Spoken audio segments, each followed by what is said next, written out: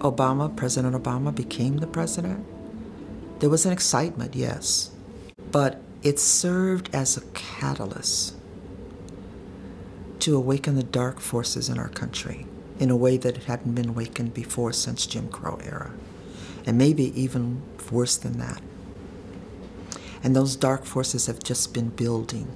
We hear over and over and over again the numbers of people, blacks, predominantly males, that have been killed for literally no reason. Little things like selling cigarettes and without a license, driving while black, running while black, carrying a cell phone in his hand, being in the wrong place while black. When you do terrible things like that, that's a spiritual sickness. And so you're suffering too. It's like a boil. This is the only way I can describe it. It's like a boil that has ripened and burst. And now all the ugly stuff is spilling out for all to see. And that's a good thing. And the reason why it's a good thing is because there's a cleansing that's taking place. Underneath all that putrid stuff that's happening, there's healthy tissue. Right? And I'm talking about the recognition of, for whites, that their privilege can help them to be advocates, allies, for the oneness of mankind, for the healing of racism, once they heal their own hearts. 3 years ago, I committed myself to this kind of work.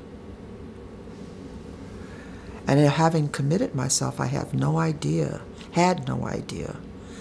what that would look like. It was just simply saying to Baha'u'llah that I have to do this work. So initially it was just little things.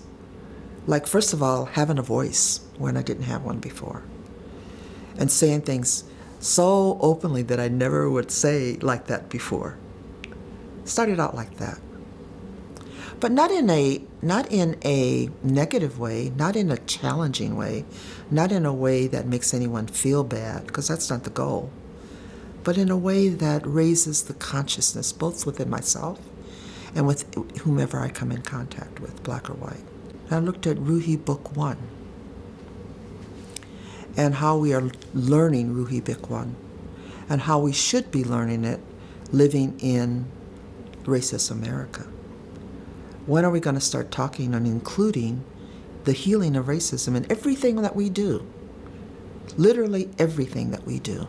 And so another Baha'i, white, and myself decided that we were going to have a Ruhi Book 1 and use the training of that with the study circle participants so that we could all see, well, the very first quote, the betterment of the world can be accomplished through pure and goodly deeds, through commendable and seemly conduct. Well, what does that look like for me when I say to myself that I'm working for the healing of racism? How does that change the way in which I live my life, the way in which I interact with others, the way in which I'm inclusive or not inclusive? What does that look like? And when I bring in, take thyself into account each day, ere thou art summoned to a reckoning, at the end of the day, how do I look at how I lived my day? The things I said, the things I did, the things I didn't say when I should have, the things I didn't do when I should have, so that tomorrow I can be a little bit better at that. So that was the kind of study circle we had. And we took notes. And we now are in the process of compiling that all together. And this is not just the two of us. We're doing it with the study circle participants. So it's a group effort. And the goal is to, whenever we do a Ruhi Book 1 in Nashville, we are going to be doing that kind of thing with the participants.